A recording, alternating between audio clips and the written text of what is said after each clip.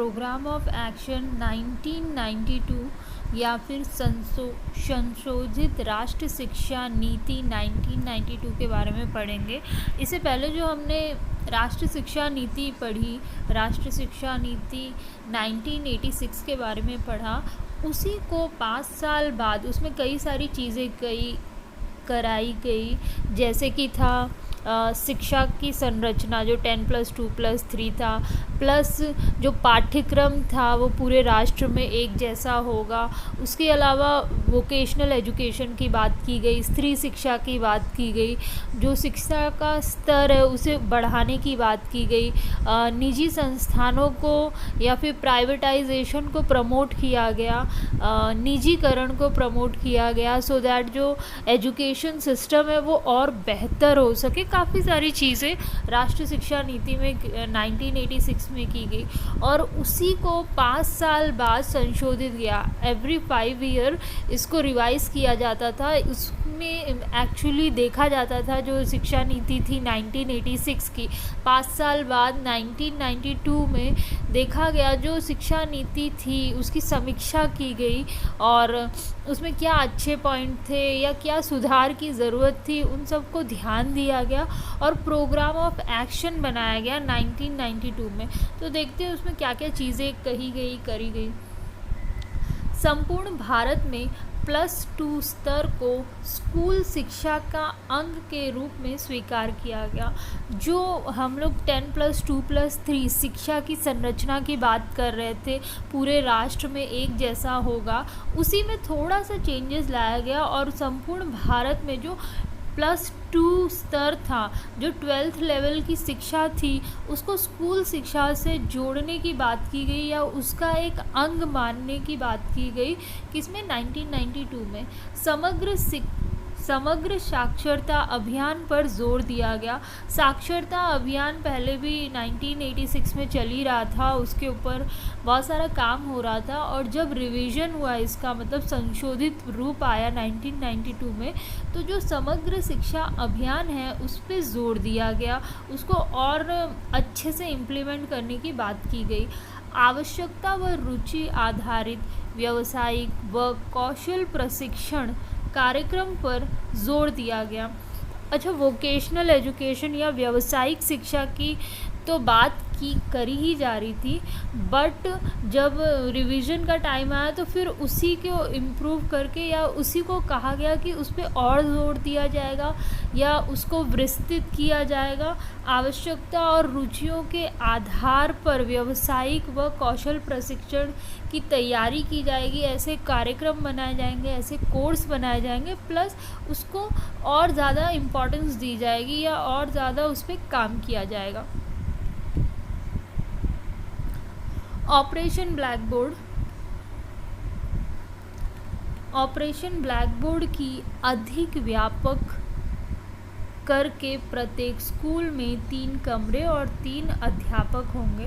हमने अभी आगे चल के पढ़ेंगे ऑपरेशन ब्लैकबोर्ड के बारे में डिटेल में। तो जो ये ऑपरेशन ब्लैकबोर्ड आया था उसमें कहा गया था कि मिनिमम 2 कमरे होने चाहिए और 2 टीचर होनी चाहिए किसी भी प्राथमिक विद्यालय में। तो उसी को ये जब संशोधन हुआ, प्रोग्राम ऑफ एक्शन 1992 आया, तो उसी में वो ऑपरेशन ब्लैकबोर्ड को थोड़ा सा और एडवांस कर दिया गया और कहा गया कि 2 की जगह एटलीस्ट 3 कमरे और 3 अध्यापक हर प्राथमिक स्कूल में होने चाहिए। ऑपरेशन ब्लैकबोर्ड को उच्च प्राथमिक स्तर पर विस्तृत किया गया। तो पहले तो ऑपरेशन ब्लैकबोर्ड सिर्फ प्राथमिक विद्यालयों में ही था। ऑपरेशन ब्लैकबोर्ड योजना जो थी उसके तहत सिर्फ और सिर्फ प्राथमिक विद्यालयों में जो भी ज़रूरतें चीज़ें थी उसे उपलब्ध कराया जा रहा था।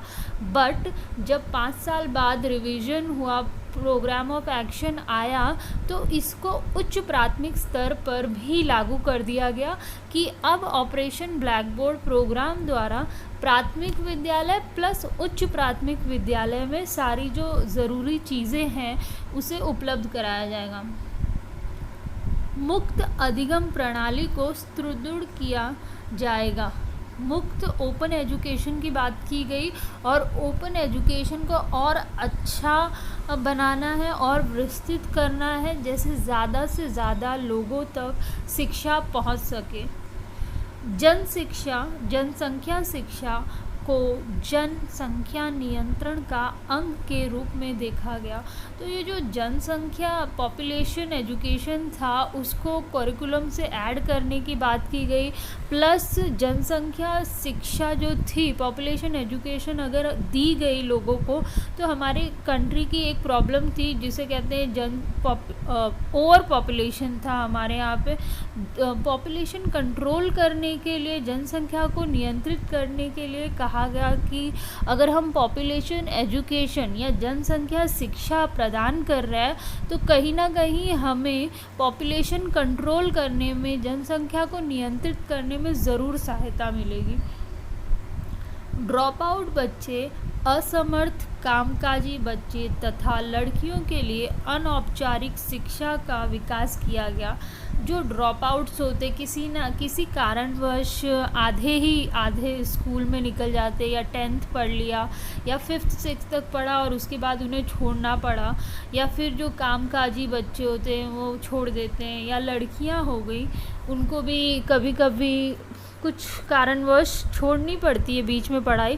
तो ऐसे लोगों के लिए अनौपचारिक शिक्षा का विकास करने की बात की गई। जो ये प्रोग्राम ऑफ एक्शन 1992 आया उसमें बात की गई कि जो ऐसे बच्चे हैं, ड्रॉप आउट है, कामकाजी हैं या फिर लड़कियां हैं, उनके लिए अनौपचारिक शिक्षा की व्यवस्था की जाएगी। देखो, औपचारिक शिक्षा जो होती है, फॉर्मल एजुकेशन, स्कूल में गए, पढ़ा, लेक्चर लिया, आपको सर्टिफिकेट मिल गया। अनौपचारिक शिक्षा, आपको कोई फिक्स टाइमिंग नहीं होता, आपको स्कूल में जाने की ज़रूरत नहीं है, जनरल या फिर ये नॉर्मल एनवायरनमेंट जो होता है उसी में आपको शिक्षा प्रदान की जाती है। तो वो क्या होता है, अनौपचारिक शिक्षा। एक जो इंसान कामकाजी है या फिर लड़कियां भी किसी कारणवश या कामवश नहीं जा पा रही तो वो नॉर्मल जो स्कूल्स आ रहे हैं उसमें तो जा नहीं पाएंगे क्योंकि उन्हें काम है या फिर कुछ और दिक्कतें हैं। तो उन सब को अवॉइड करने के लिए, उन सब को दूर कम करने के लिए, ये दिक्कतों को, अनौपचारिक शिक्षा का विकास करने की बात की गई 1992 के जो प्रोग्राम था। ये एक्चुअल में है क्या, प्रोग्राम ऑफ एक्शन या फिर प्रोग्राम ऑफ एक्शन 1992, ये संशोधित राष्ट्रीय शिक्षा नीति 1992 ही है।